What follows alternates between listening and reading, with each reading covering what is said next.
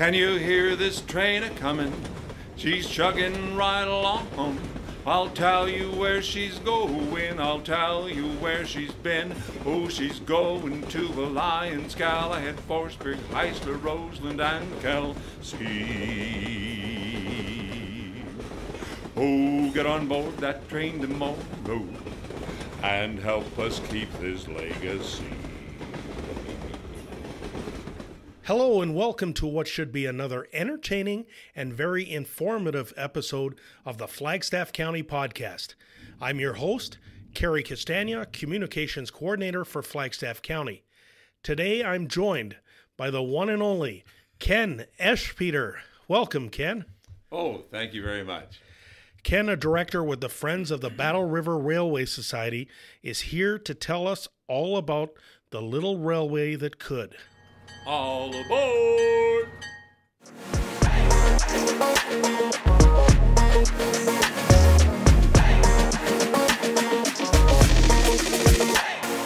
You're listening to the official podcast of Flagstaff County.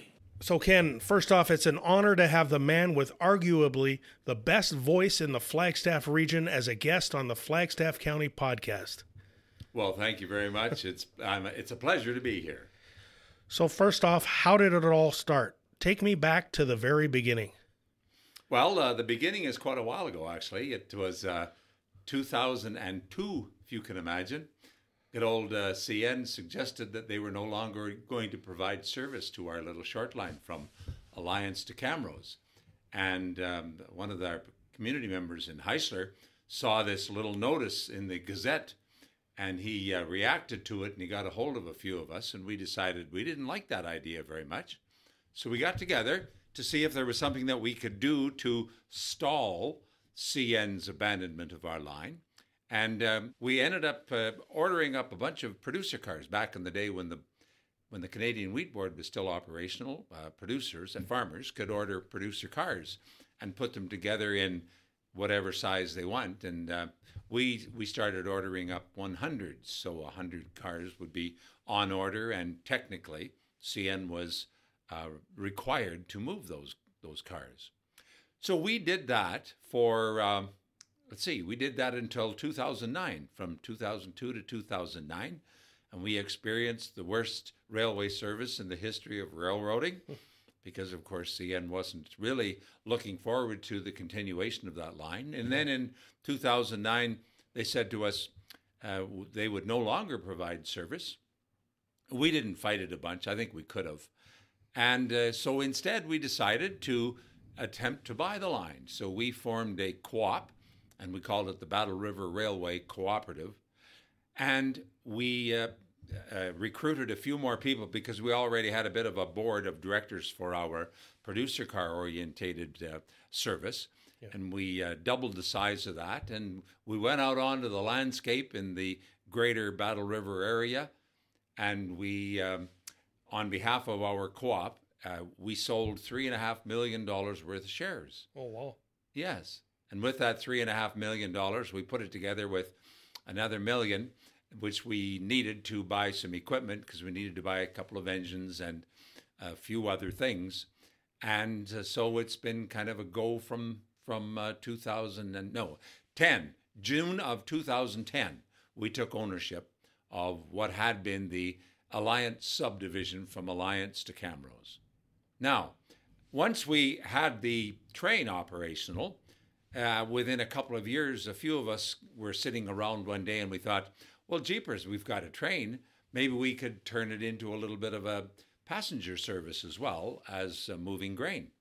So we canvassed the community again a little bit to see if there might be people who would be supportive, and lo and behold, there were.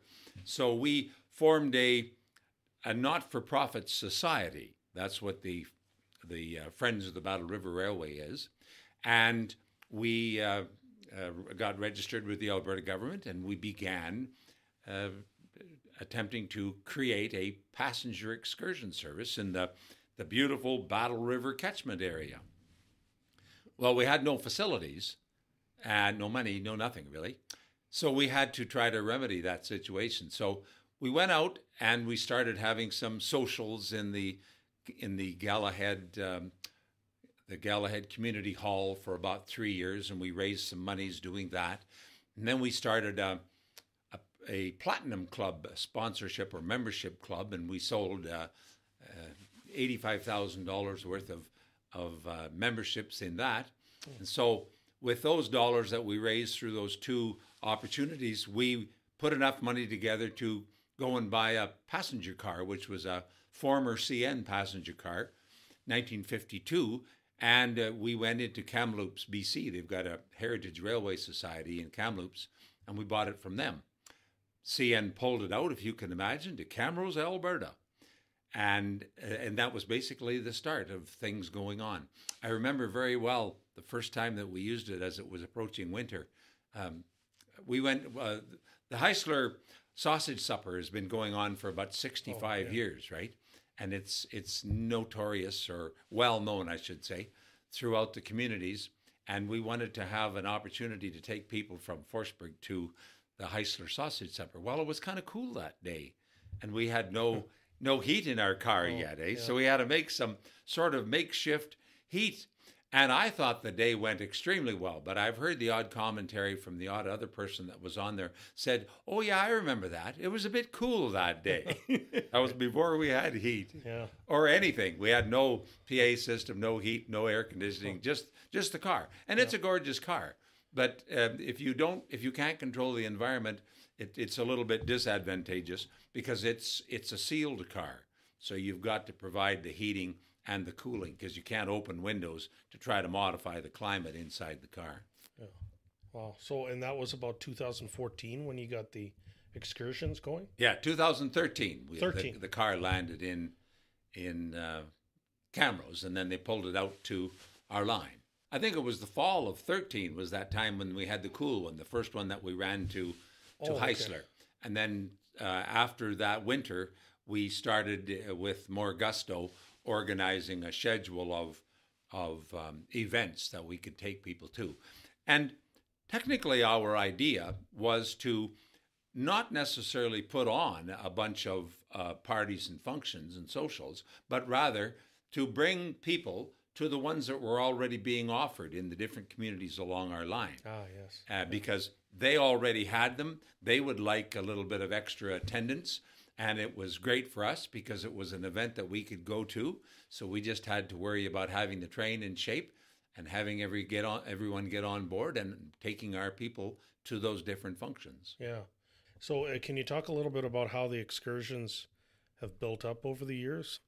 Yes. Well, these things all take a little bit of time, and we had to resolve some of the issues that were facing us. And one of them was that, first of all, we needed to get a heat on the car. Oh, yeah. So that could be a long story, but let me shorten it by saying that eventually we were able to get a caboose. No, not sorry. Well, we do have a caboose. Yes, we do. Yep. The Kelsey Theater Society had a caboose that they were going to use as a bar car, but they never ever did. So they donated it to us. So we put it onto our consist. But the other car that I was going to mention that we acquired was from Bicycer. The Bicycer Heritage Railway Society had an old boxcar, and it was in good shape, but it was just sitting there doing very little. And we convinced them to sell it to us, and we turned it into a very workable power car. We've got a big 175 kilowatt genset in there, and it can power our heating and our air conditioning, our PA, you name it. We've got all kinds of power, and then some. We could expand our passenger level if we found the right car. After we got the passenger car heated, and we had the caboose, and then we had the power car, the genset car. Then we had a gentleman who worked for us for the Battle River Railway, and he was a former CN fellow, and he had quite a few connections. And he found an open air gondola car that was no longer in use. It was going to be junked, I guess. It was still in decent enough shape, but for their uses, which was to haul metal around, they didn't want to do that anymore. So this gentleman bought it, and he donated it to the Friends of the Battle River Railway, and that's the one that you see on some of our brochures that we've turned into our open-air gondola car. And but when that happened, then we had what we considered to be a reasonable consist. And so we were able to attract people to come to various events that we put on. We were averaging about one per month, and they were going extremely well. And then all of a sudden, good old COVID hit. And that had a tremendously negative impact on our revenue generating capabilities. Mm-hmm. But we did survive, and now we're going again, and we have seen a bit of an uptake. Like the first part of the period when we were trying to revive ourselves, the uptake was kind of slow. It takes a while to get the word out, but we're seeing pretty reasonable sized passenger interest in our various runs now. But that's good.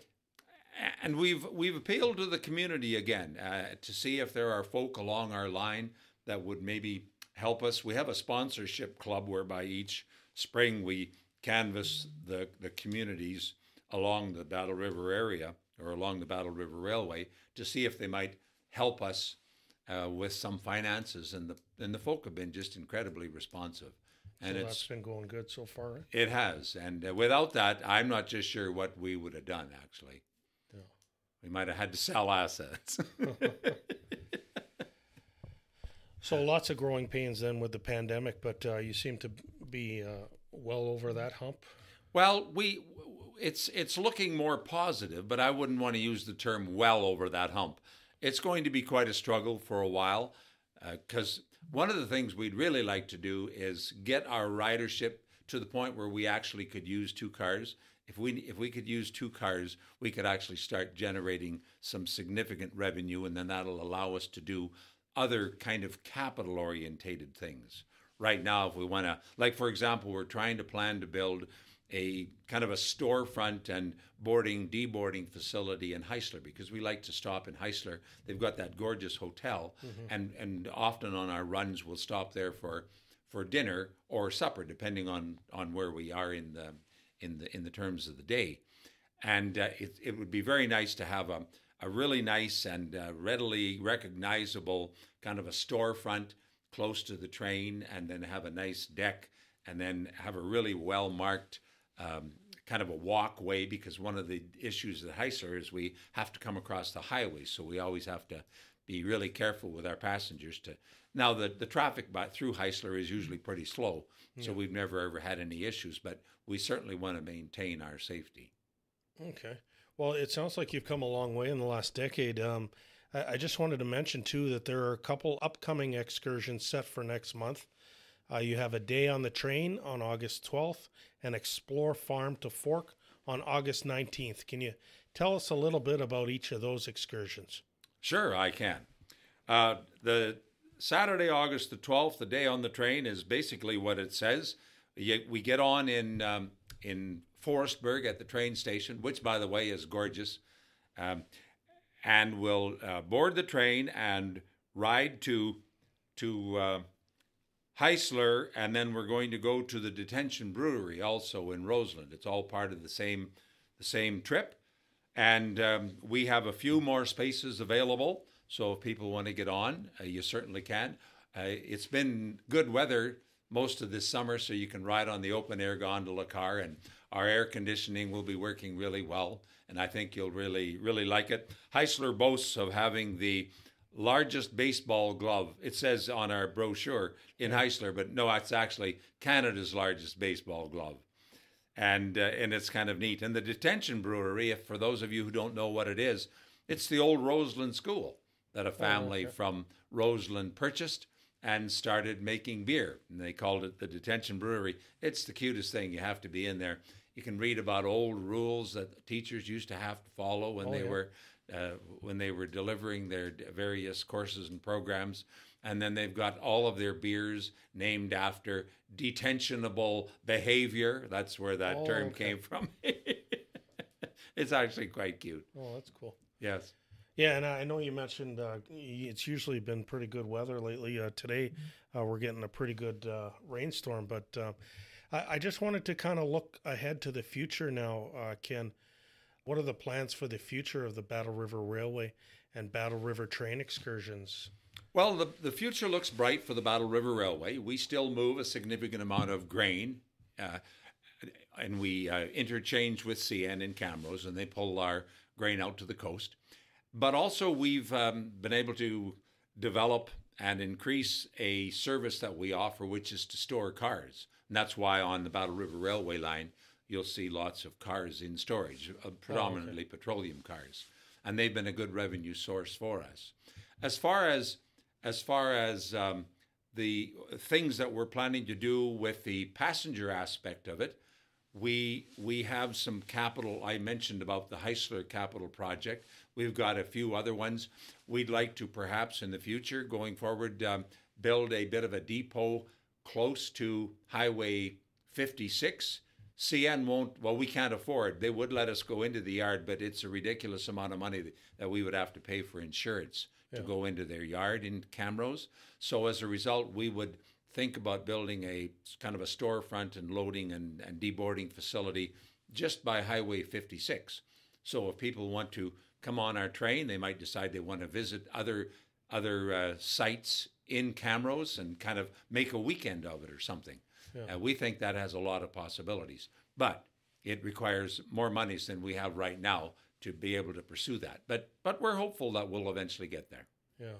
So when you started this and you had kind of a vision, and now that we're here today, looking back, did that have you fulfilled that vision? Well, I think we have more or less been able to get to a large percentage of what our vision was.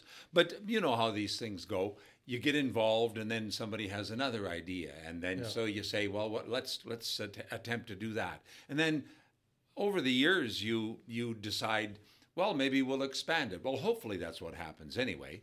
You know, if we'd have had much more COVID, it's hard to say what would have happened. But I think that the opportunities are there to expand and look forward.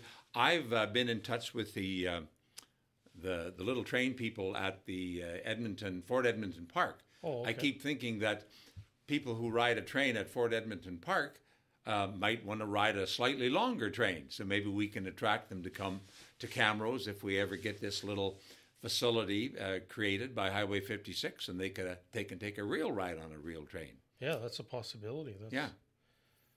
So there's just opportunities. I guess you're well known in this area. I guess it's just a matter of getting the name out to the rest of the region and the province. Yeah, it is. Our tourism is, in most instances, all about publicity and making people aware. Yeah. We go to Jaywalkers Jamboree to advertise their services. We go up to the fair at Vermilion, which is a fantastic place to go. It's got people from all over Alberta that go to the Vermilion Fair, and we meet all kinds of people, and we get a really good response from that general area. Yeah. But it's going to take longer yet, for it to become a household word. Yeah. Yeah. But you're getting there a little bit at a time, right? So, I think so. Yes, we are. All right. Is there anything else I'm forgetting to ask you, or anything else you want to add about Battle River Rail? Now's your opportunity. Well, just to mention that you can look us up on the web page. We have a website. Oh, yeah. And Facebook. Our coordinator puts plenty of information on Facebook.